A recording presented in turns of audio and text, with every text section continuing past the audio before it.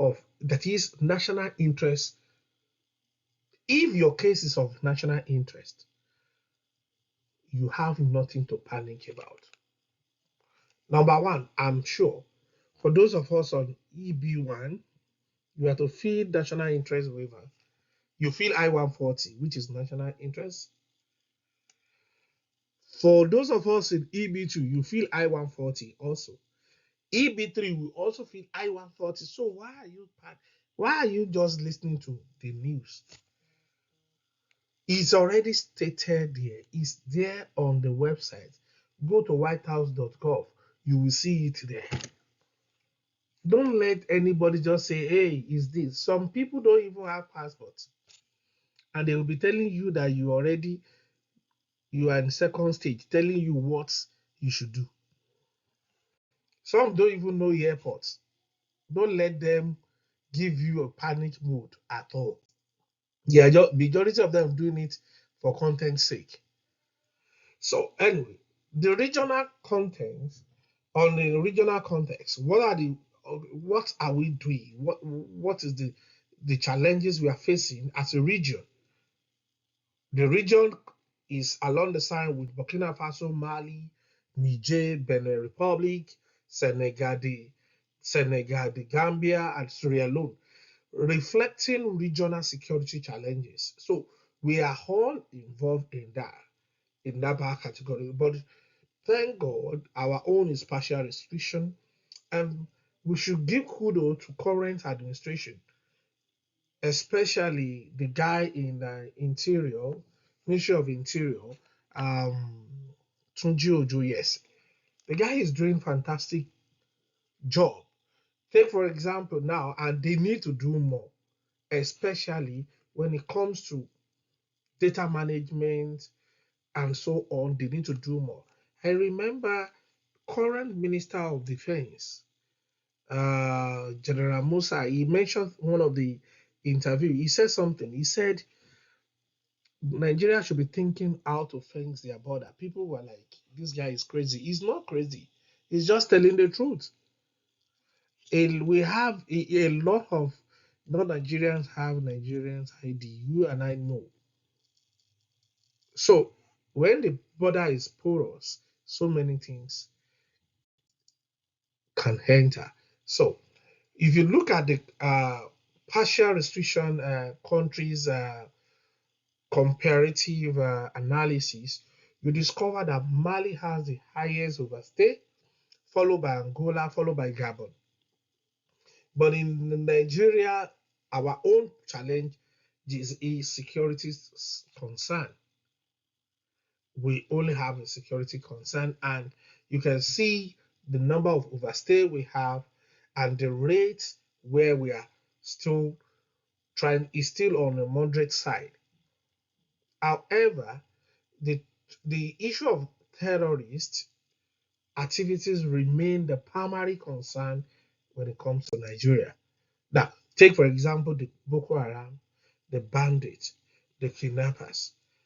The government needs to work on this. We should leave politics aside and focus. Let every Nigerian life matters to our country. So if it is matters, it's not all about America calling us. It's not all about Americans saying don't come. That is when you will be running here and scatter. No. Some of us were like, if America says you should not come, what is our concern? No. It's because he has not reached your side. For those that are victims, if you ask them, ask people in Jos, ask people in Benue, ask people in different states in Nigeria, they will tell you what they are facing. So please, our government to do more. The Boko Haram factor, Operation Freedom, operational freedom of a terrorist group is absurd. Look at what happened in the news sometimes ago. A bandit leaders wearing the army uniform. No. So these are the things, these are the challenges we are talking about. So let's just try as much as possible. I think our government can still do more.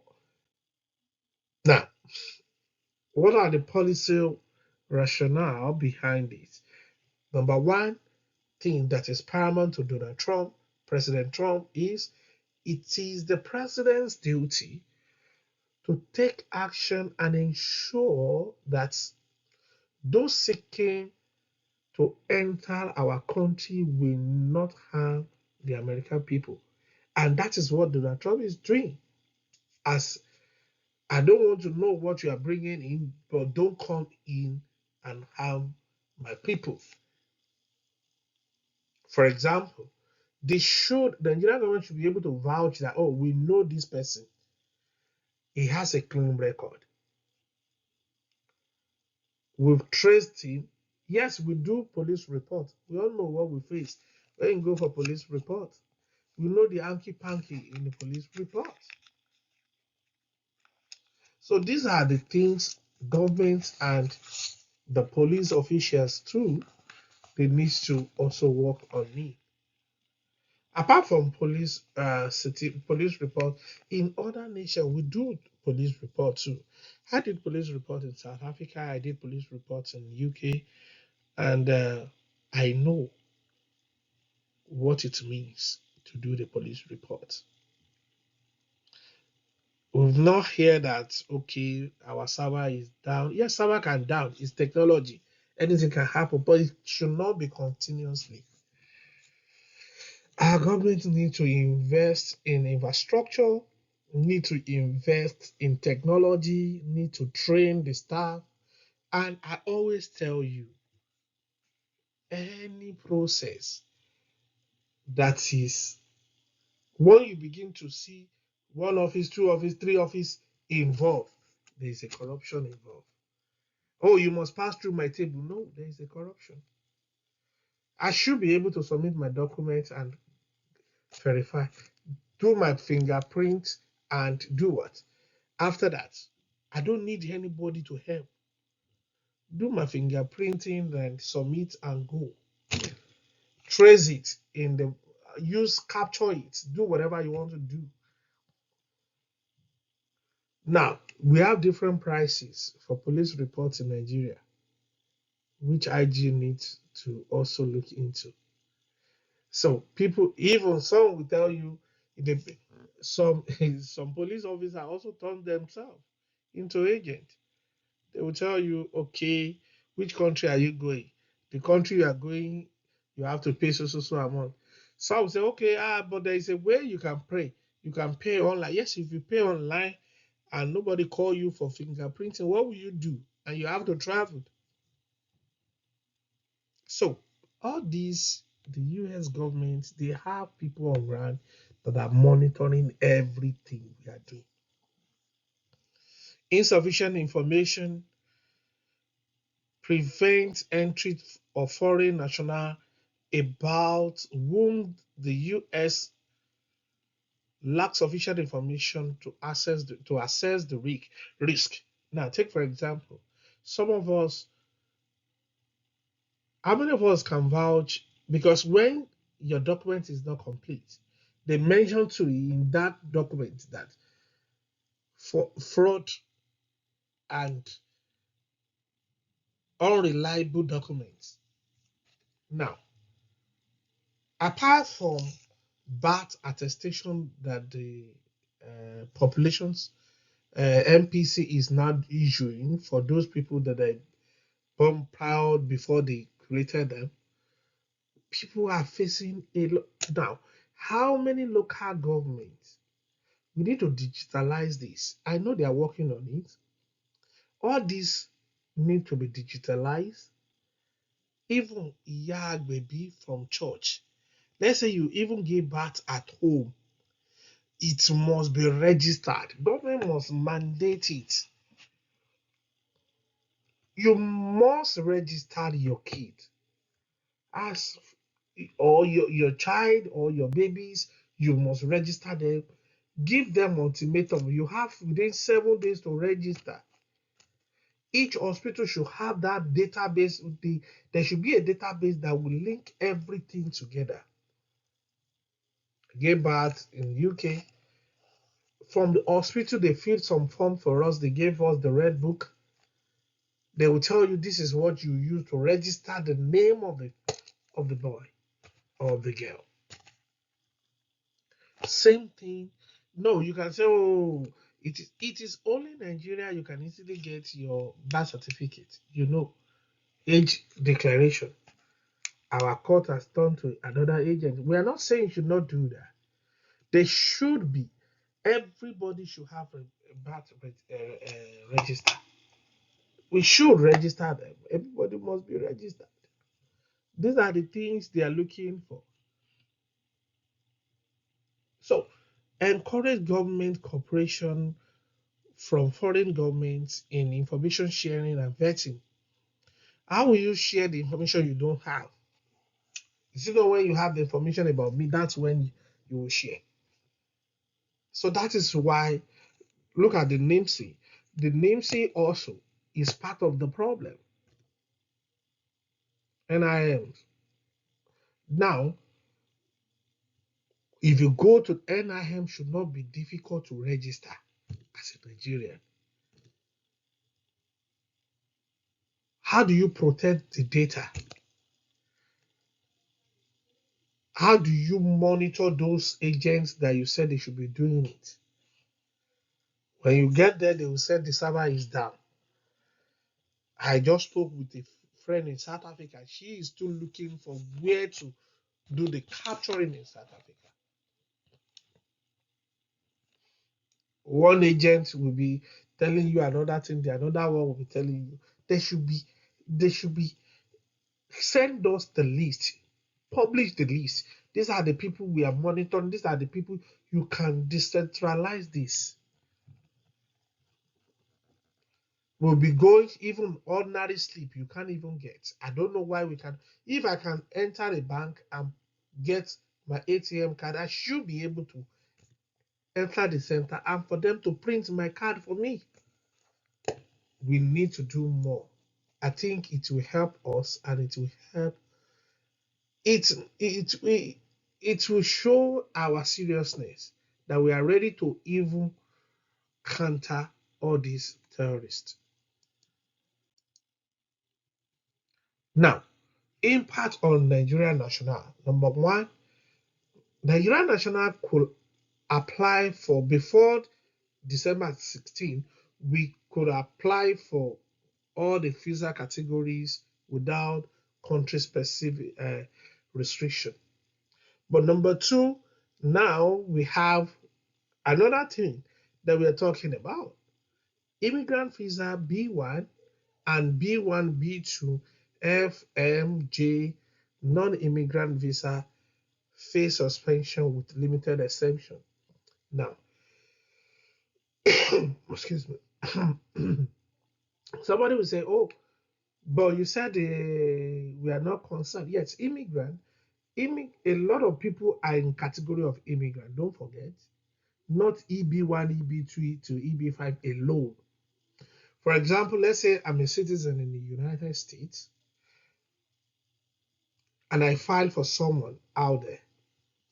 The person that I file for, I'm filing for them as an immigrant, not as non-immigrant. So they are coming in. I'm not inviting them. I'm filing for them. Invitation is different from I can invite you. That's a non-immigrant. They'll give you B1, B2. But immediately I said, "Oh, I'm filing for you to become a permanent resident in the United States." Then that now turns to what? It turns to non-immigrant. It's also have another category of that is what we call family-based green card. That is family-based green card. Those one has the need sponsor, affidavits of support, and so on. If you watch my previous video, I mentioned it, different things that people need to weigh. But for the waiver process, it's going to be case by case based on what the federal government, President Donald Trump said. It's going to be case by case waiver available for individual whose entry serve U.S. national interest. And I can tell you, if you can qualify for EB1, EB2, EB3, you serve as national interest. That's why you have approval for national interest. Then, if you are about to apply, please don't hesitate. So far, you have your qualification, you have the requirement, go ahead and apply. It doesn't bite anything. Just go ahead, apply for it, and before you know it, it's a matter of time. And if your application is in progress, you have nothing, or is pending, you have nothing to fear about because you are of U.S. national interest. Go and read your petition again. You mentioned this particular point. Is there? So you have nothing to fear, please. So on the proclamation, like I mentioned, if you read this one, there's something here that I would like us to also take note. If you look at this particular one, they're talking about family-based immigrant visa carve out and carry demonstrating fraud risk and preserving cases. So these are the issues. They did not mention employment-based. They said family-based. So you have to be careful on the news you hear and who share the news to you. So legal precedent, Supreme Court's ruling, they already established that the president is on the right path, that the president is doing the right thing, and there's nothing anybody can do because everybody wants to be safe. We all know what happened of recent when Afghan national killed two of National Guard on duty. So, these are the things, they have the justification to whatever they are doing. What is the way forward? The way forward is for us to be productive, to have productive engagement with the US authority on security operation to improve vetting. I know there is we have like I said, this current minister of interior in Nigeria, Tujojo, the guy is doing well. I just pray God will give him more wisdom and more people, and the Nigerian government needs to pump more money when it comes to security. Technology is the way out just to fight all this thing once and for all. So the guy is, I know we need to enhance our identity management and information sharing procedure. It is very important.